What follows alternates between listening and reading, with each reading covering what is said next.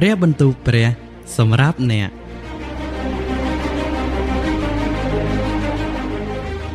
និពន្ធដោយអ្នកស្រី Dawn Muller និងអ្នកស្រី Diane Grabbing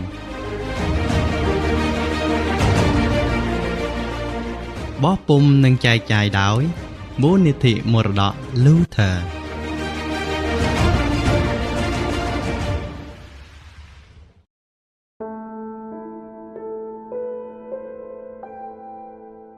សាំសុនក្រោយពីកេឌៀនបានស្លាប់ទៅប្រជាជនបានបែកចេញពីព្រះម្ដងទៀតនៅទីបំផុត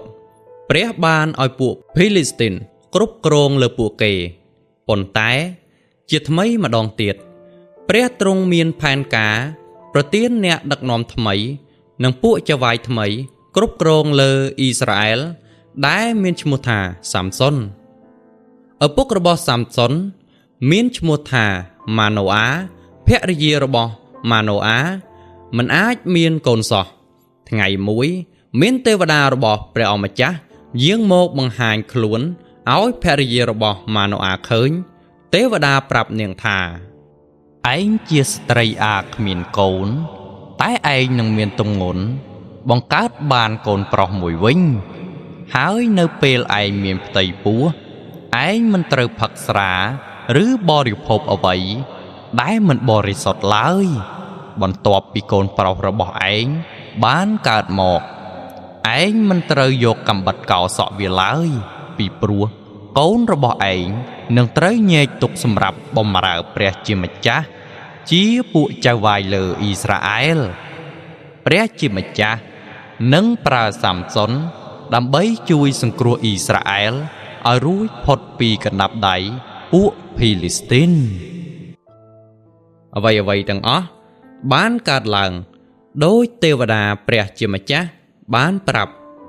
ភរិយារបស់ម៉ាណូអាកើតបានកូនប្រុសមួយរួចដាក់ឈ្មោះថាសាំសុនព្រះទ្រង់បានប្រទានពរដល់សាំសុននៅពេលគាត់ធំឡើងសាំសុនមិនដែលអនុញ្ញាតឲ្យនរណាម្នាក់កាត់សក់របស់គាត់ទេព្រះជាម្ចាស់បានប្រទានពរដល់សាំសុនជាមួយនឹងមហាកម្លាំងកាលនៅក្មេងសាំសុនបានសម្លាប់សត្វតោដោយដៃទទេពួកភីលីស្ទីនបានបង្កបញ្ហាយ៉ាងធំដល់រាជរបស់ព្រះជាម្ចាស់បានជួយសាំសុនក្នុងការការពារប្រជាជនពីសត្រូវដ៏កាចសាហាវនេះនៅពេលយប់មួយសាំសុនស្ថិតនៅក្នុងទីក្រុងមួយហៅថាកាសាទីក្រុងនេះព័ទ្ធជុំវិញដោយកំផែងខ្ពស់ក្រាស់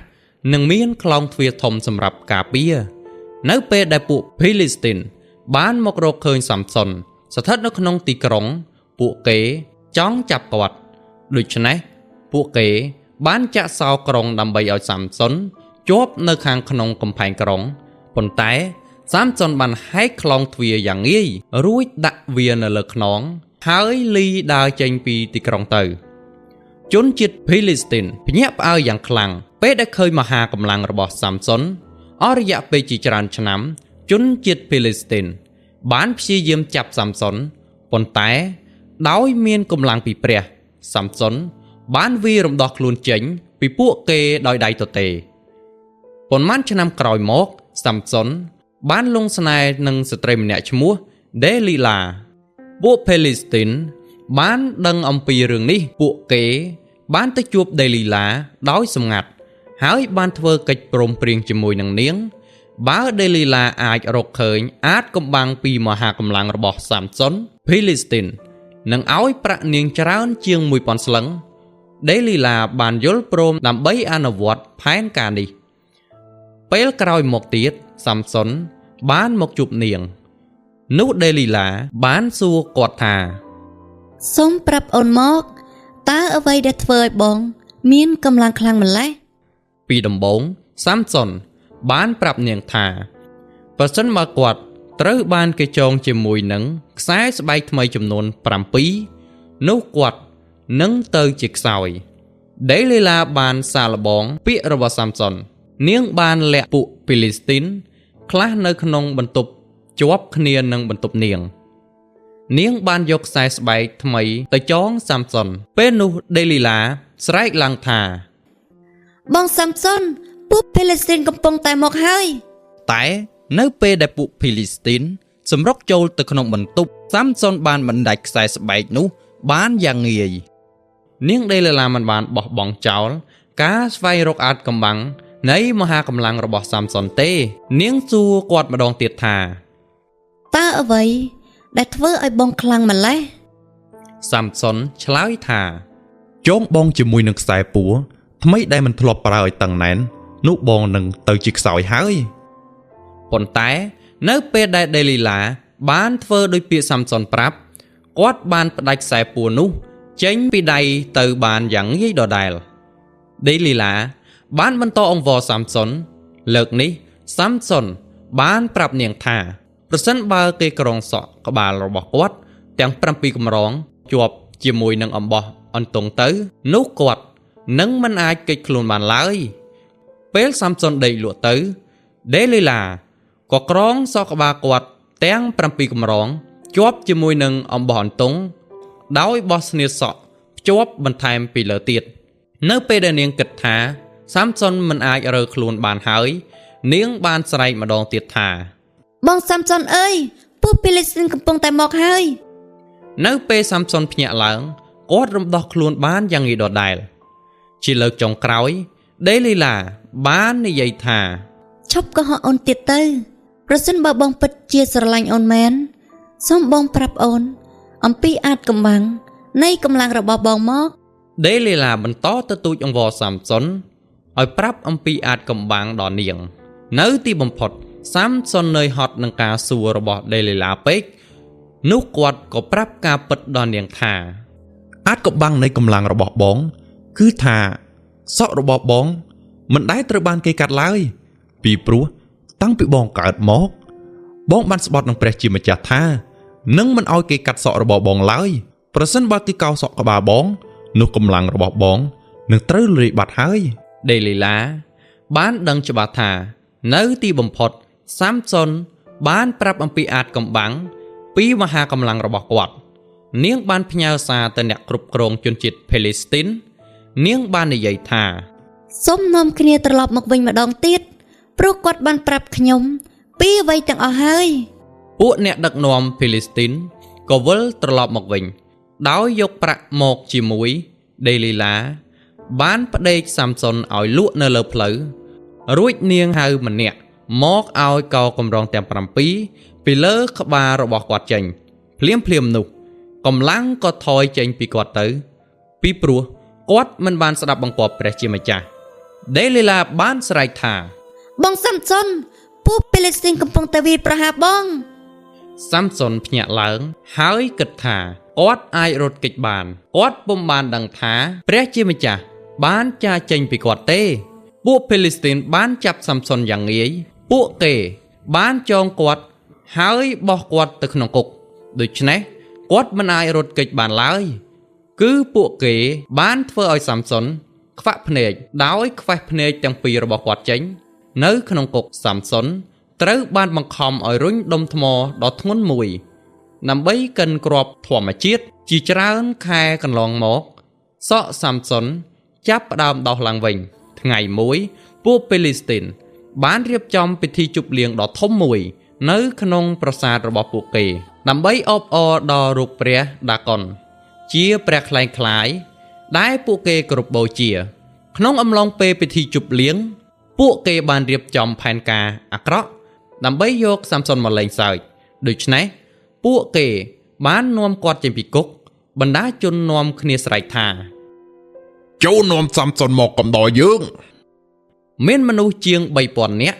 បានមកប្រមូលផ្ដុំគ្នានៅទីនោះនៅពេលពួកគេកាន់តែស្រវឹងពួកគេកាន់តែអាក្រក់ទៅពួកគេសើចចំអកដល់សាំសុនដែលពីការភ្នែកទាំងពីរសាំសុនបានសុំទៅកាន់អ្នកបម្រើដែលកំពុងតែកាន់ដៃគាត់ដោយនិយាយថាសូមដឹកដៃខ្ញុំទៅប៉ះនឹងសសរសម្រាប់ទ្រទ្រង់ប្រាសាទទាំងមូលខ្ញុំចង់ផ្អែកលើវាបន្តិច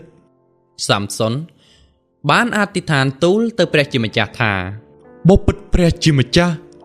នឹងជាព្រះមហាក្សត្រអើយសូមបង្ហាញឲ្យទូលបង្គំឃើញថាព្រះអង្គនៅខ្វល់ខ្វាយគិតអំពីទូលបង្គំសូមចម្រើនកម្លាំងឲ្យទូលបង្គំតែម្ដងនេះចុះដើម្បីឲ្យទូលបង្គំបានសងសឹកដល់ពួកសាសភីលីស្ទីនដោយព្រោះភ្នែកទូលបង្គំទាំងពីរតែម្ដងព្រះជាម្ចាស់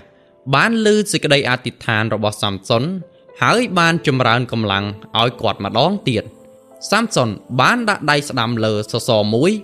និងដៃឆ្វេងនៅសសរមួយទៀតដែលគាត់កំពុងឈរនៅចន្លោះនោះគាត់ស្រែកថា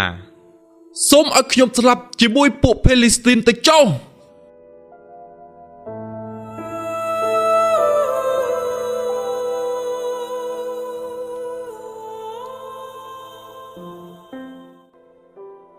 បន្ទាប់មកសាមសុនរុញយ៉ាងខ្លាំងតាមដែលគាត់អាចធ្វើបានសសរបានបាក់ហើយដំបូលប្រាសាទបានរលំសង្កត់ទៅលើពួកមនុស្សទាំងអស់ដែលនៅទីនោះពួកមនុស្សដែលសាមសុនបានធ្វើឲ្យស្លាប់ក្នុងការដែលគាត់ស្លាប់ទៅនោះមានចំនួនច្រើនជាងពួកអ្នកដែលគាត់បានសម្លាប់កាលពីគាត់នៅរស់ទៅទៀតឯបងប្អូនប្រុសទាំងអស់របស់សាមសុនបានចុះទៅសែងខ្មោចរបស់គាត់ឡើងមកក៏បញ្ចុះនៅក្នុងទីកប់ខ្មោចរបស់ម៉ាណូអាជាឪពុកសាមសុនបានដឹកនាំអ៊ីស្រាអែលអស់រយៈពេល20ឆ្នាំសាមសុនរស់នឹងត្រូវស្លាប់វិញនៅក្នុងឆ្នាំ1068មុនគ្រិស្តសករាជទោះបីជាការមិនស្ដាប់បង្គាប់របស់សាមសុនបង្កឲ្យមានបាបក៏ដោយព្រះជាម្ចាស់នៅតែផ្ទៀងត្រចៀកស្ដាប់ឮសេចក្តីអធិដ្ឋានរបស់គាត់ហើយបានផ្ដល់កម្លាំងឲ្យគាត់ប្រឆាំងនឹងពួកភេលីស្ទីនព្រះយេស៊ូវដែលជាព្រះអង្គសង្គ្រោះរបស់យើងមានព្រះបន្ទូលជាមួយព្រះជាម្ចាស់ជំនួសយើងរាល់គ្នាដោយសារព្រះយេស៊ូវព្រះជាម្ចាស់ស្ដាប់ឮសេចក្តីអធិដ្ឋានរបស់យើងដើម្បីជួយនិងឆ្លើយតបសំណូមពរអធិដ្ឋានរបស់យើងដោយហេតុនោះបានជាទ្រង់អាចនឹងជួយសង្គ្រោះសពគ្រប់បានដល់មនុស្សទាំងអស់ដែលចូលទៅឯព្រះជាម្ចាស់ដោយសារទ្រង់ត្បិតទ្រង់មានព្រះជន្មរស់នៅជានិច្ចដើម្បីនឹងជួយអង្វរជំនួសគេហេព្រើរជំពូក7ខ25